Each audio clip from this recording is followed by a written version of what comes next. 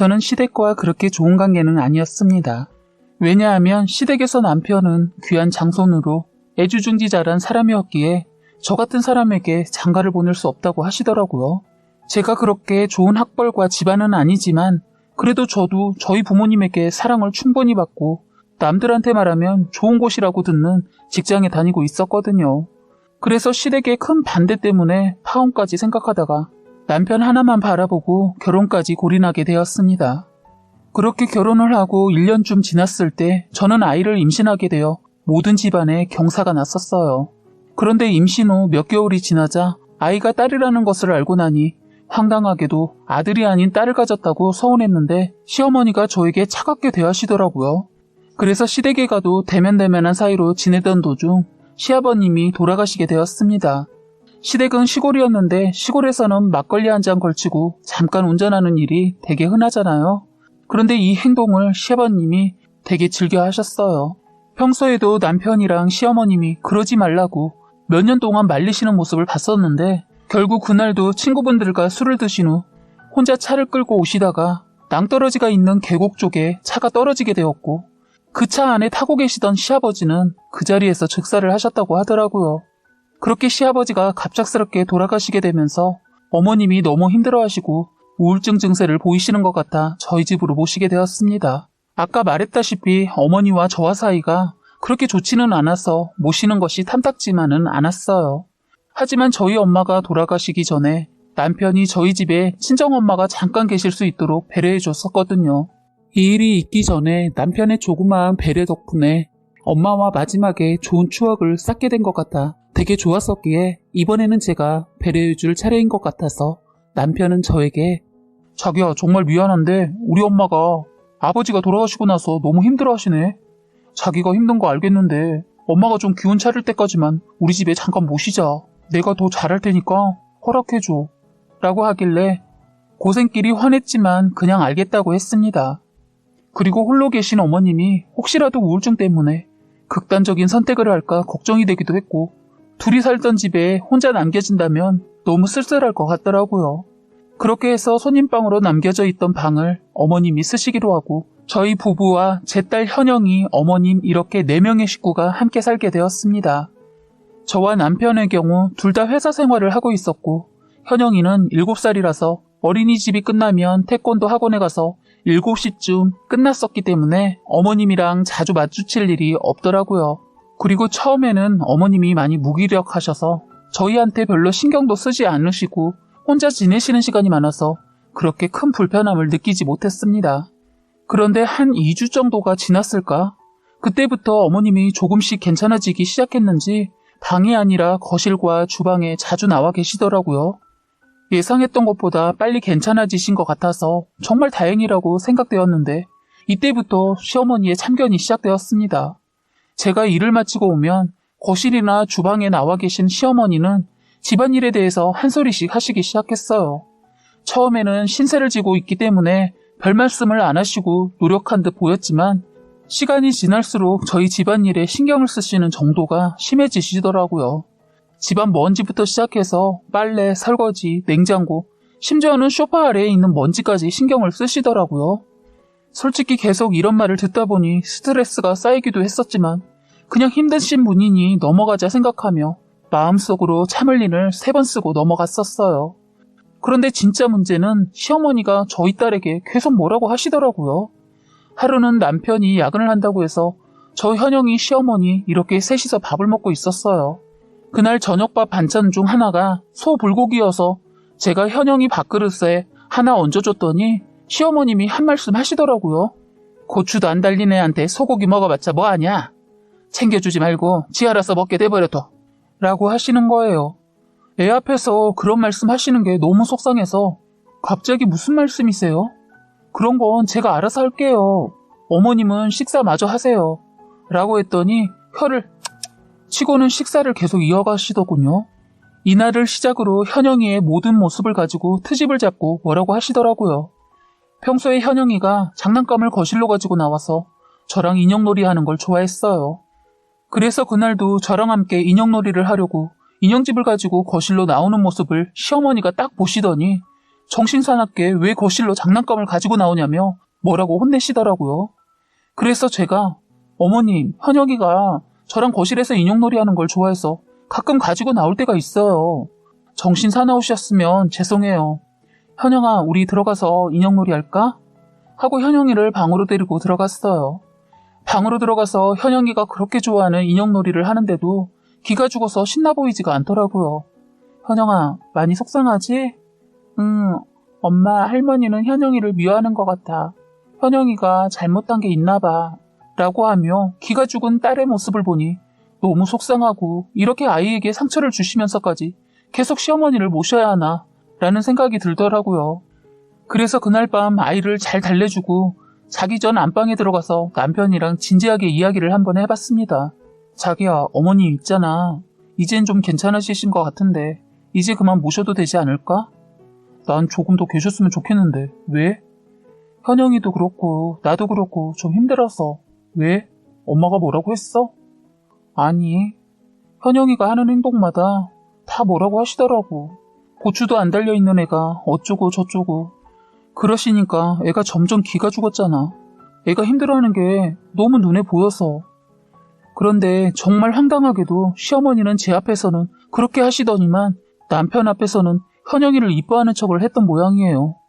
엄마는 내 앞에서는 현영이 엄청 이뻐하시던데 그냥 네가 모시기 싫은 거 핑계대는 거 아니고? 라며 농담 섞인 말로 웃으면서 하더라고요. 아무리 농담이라고 해도 말을 어떻게 그런 식으로 해? 내가 아무리 힘들어서 내 자식 핑계대겠니? 너는 생각을 그 정도밖에 못해?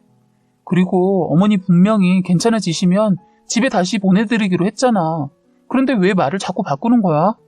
솔직히 너 옛날부터 우리 엄마랑 사이 별로 안 좋았잖아. 그래서 그런 줄 알았지. 어쨌든 아니면 말고 다음에 얘기해. 아니, 내가 아까 말한 건 쏙 빼고 뭘 다음에 얘기하자는 건데. 그러면 어머님이랑 언제까지 같이 살 건데? 몰라. 다음에 얘기하자니까. 우선 지금 당장은 안 돼. 뭐가 안 되는데? 정확히 얘기해. 안 그러면 너 오늘 못 자. 내가 끝까지 너 붙잡고 얘기할 거니까. 알았어. 그러면 이번 주 주말까지 생각해 볼게. 우선 그때까지만 참아봐. 지 자식 얘기를 하는데도 짜증스러운 말투로 말하는 남편의 모습에 화가 나고 이해가 가지 않았지만 남편의 말을 믿고 주말까지만 참기로 했습니다. 그런데 이틀 뒤 회사에서 일을 하고 있는데 현영이 어린이집 선생님이 드릴 말씀이 있다고 하시면서 현영이 문제로 전화 상담이 가능하냐는 문자가 와 있더라고요. 애들을 어린이집에 보내는 엄마들은 다들 아시겠지만 이런 문자가 와 있으면 왠지 모르게 가슴이 쿵 하는 거 아시죠? 가능하다는 문자를 보내놓았는데 그 문자를 받고 난 이후부터는 회사 일에 잘 집중도 되지 않고 6시가 빨리 되길 기다렸습니다. 6시가 되니 선생님한테 전화가 오더라고요. 현영이 어머님 안녕하세요. 저 소라반 선생님이에요. 아까 문자 드렸는데 혹시 지금 시간 괜찮으세요? 네, 안녕하세요. 오랜만이네요, 선생님. 다름이 아니라 현영이가 11월 초부터 킁킁거리는 헛기침을 하길래 목이 아픈가 보다 했는데 열도 안 나고 목도 안 아프다고 해서 조금 주의 깊게 봤었어요. 그런데 시간이 지날수록 이 행동이 계속 반복되고 긴장을 하는 상황이 생기면 더 자주 하는 것 같더라고요. 원래 이 시기에 이런 행동을 하는 아이들도 있기도 해서 얘기해야 하나 말아야 하나 조심스러워서 고민했는데 그래도 어머님한테 말씀드리는 게 좋을 것 같아서요. 아, 정말요? 네, 혹시라도 병원에 한번 방문해서 검사하시는 게 좋을 것 같아서요. 그래서 그 다음날 저와 애아빠는 회사에 양해를 구해 하루 휴가를 내고 현영이를 데리고 가까운 병원에 정신의학과를 데리고 갔습니다. 서울에 있는 대학병원에 정신의학과를 가려고 했는데 진료를 받으려면 거의 한 달가량을 기다려야 한다길래 우선 예약을 해놓고 최대한 빠르게 검사를 할 수 있는 병원으로 일단 가보았어요. 병원에 데려가서 검사를 하고 다음날 저와 남편 둘이서만 병원에 가서 결과를 듣는데 의사 선생님이 틱 증세가 맞는다고 얘기해 주더군요. 그런데 이 증세의 원인이 아무래도 심각한 스트레스 같다고 하시면서 요새 아이가 적응하기 힘들 정도로 큰 변화나 힘든 일이 있었냐고 물어보시더라고요. 제가 아무리 생각해도 현영이 주변에서 크게 벌어진 건 시어머니가 저희 집에 들어온 것뿐이라서 아이가 시어머니 때문에 많이 스트레스를 받는 것 같다고 얘기했어요. 이 얘기를 하자마자 남편의 표정이 굳어지더니 그때부터 의사 선생님 말에 대꾸도 안 하고 그냥 기분 나쁜 티를 팍팍 내더라고요. 그랬더니 지금이라도 아이에게 안정을 취해주는 게 좋을 것 같다고 하시더군요. 그리고 아이가 감정과 마음을 자유롭게 편하게 표현할 수 있도록 부모님의 지지가 많이 필요하다고 얘기해 주시더라고요. 지금부터 부모님이 노력해 주신다면 잠깐 지나가는 행위일 수 있지만 방치해 둔다면 평생 동안 가지고 갈 질병이 될 수도 있기 때문에 저희의 역할이 많이 크다고 하시길래 알았다고 했습니다. 상담을 마치고 병원 주차장으로 내려가는데 갑자기 남편이 저에게 버럭 화를 내더라고요. 야, 그게 어떻게 우리 엄마 탓이냐? 어린이집과 뭔 문제 있었던 거 아니야? 그 선생님이 거짓말한 건지 아니면 어떻게 알아? 갑자기 남편이 이런 말을 하는데 어떻게 된 게 자기 딸보다 어머니를 두둔하는 걸 보고 화가 치밀어 올랐어요. 그래서 전 뭐? 니네 엄마 모셔온 게 10월 중반이었어. 그리고서 2주 정도 지난 후부터 틱 증세를 보였다잖아. 난 지금 애한테 이런 증세가 있었다는 것도 알아차리지 못한 나한테 속상하고 화가 나 죽겠는데 넌 그딴 말이 먼저 나오니? 너 우리 엄마랑 살기 싫으면 그냥 살기 싫다고 얘기를 해. 현영이 핑계대지 말고 속 뻔히 보이는 행동 그만해. 짜증나니까. 내가 무슨 속이 뻔한 행동을 했다고 그래? 너는 의사 선생님한테 그런 말을 듣고도 왜 인정을 안 하고 그딴 말을 짓거리는데? 그래, 네 말대로 나 정말 니네 엄마랑 살기 싫어. 너도 솔직히 생각을 해봐. 애한테 이쁘다는 말 한 번도 해준 적 없는 할머니가 말이 되니? 그리고 요즘 시대가 어느 시대인데 자식 성별을 따지고 지랄이야. 그리고 너 있을 때만 현영이 이뻐하는 척하고 나 있을 때는 구박하는데 그런 당신 엄마 꼴도 보기 싫어.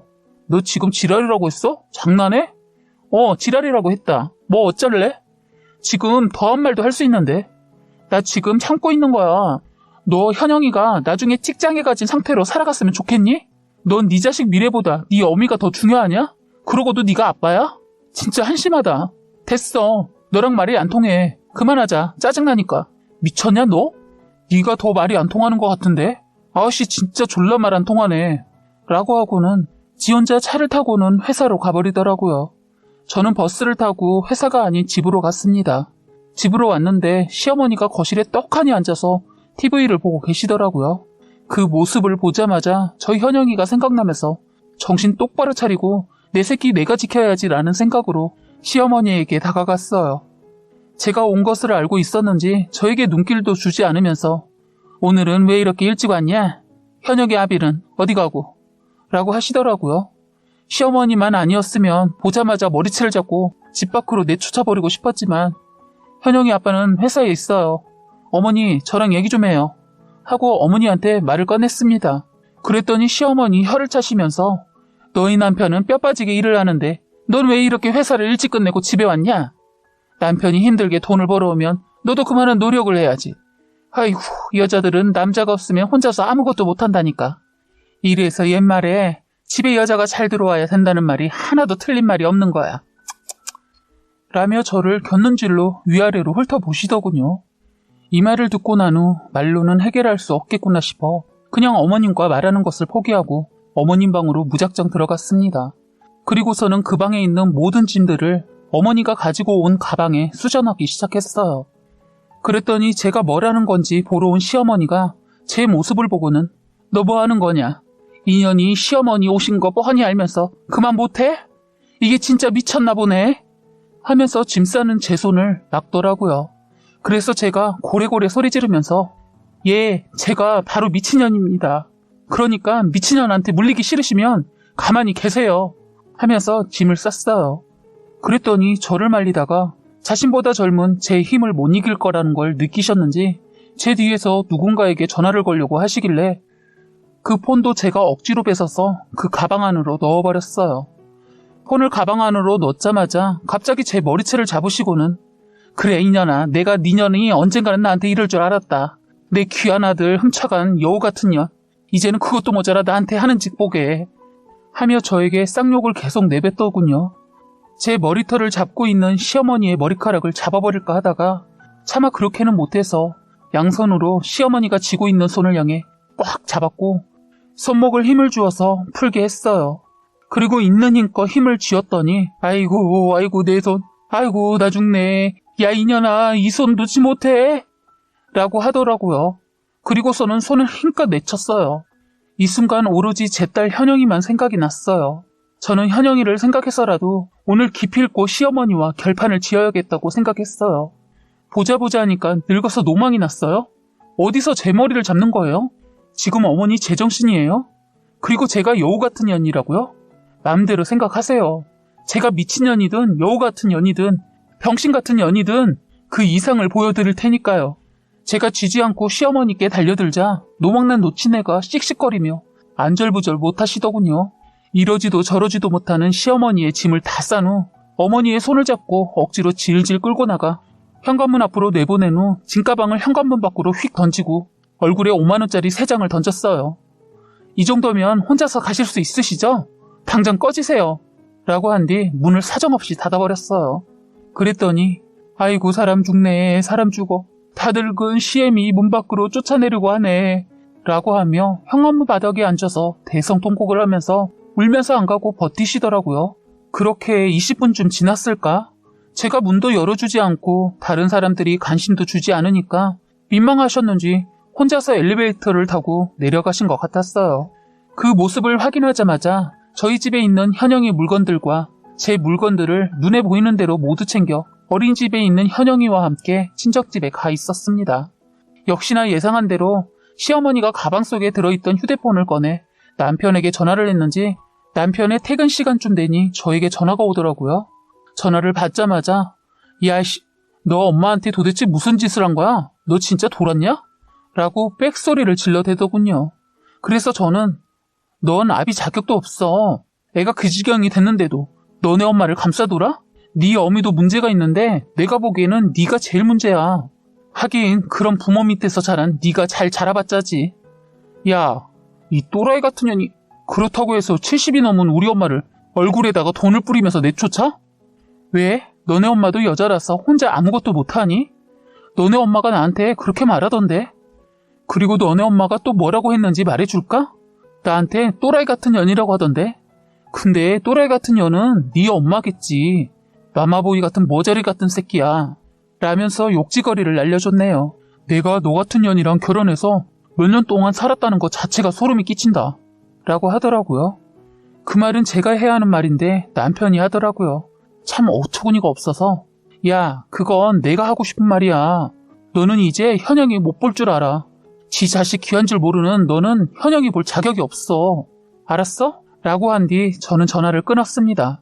참 이런 마마보이 같은 놈이랑 결혼해서 산 내가 참 한심스럽더라고요. 처음에 자기 엄마 조금만 데리고 있자고 하더니만 이제 아예 저한테 떠넘기고 모시게 할 생각이었던 것 같았습니다. 설마 했는데 말이에요. 그리고 어떻게 처자식이 그렇게 힘들어하는데 처자식은 안중에도 없고 자기 엄마만 생각하는 저런 인간 진짜 치가 떨렸습니다.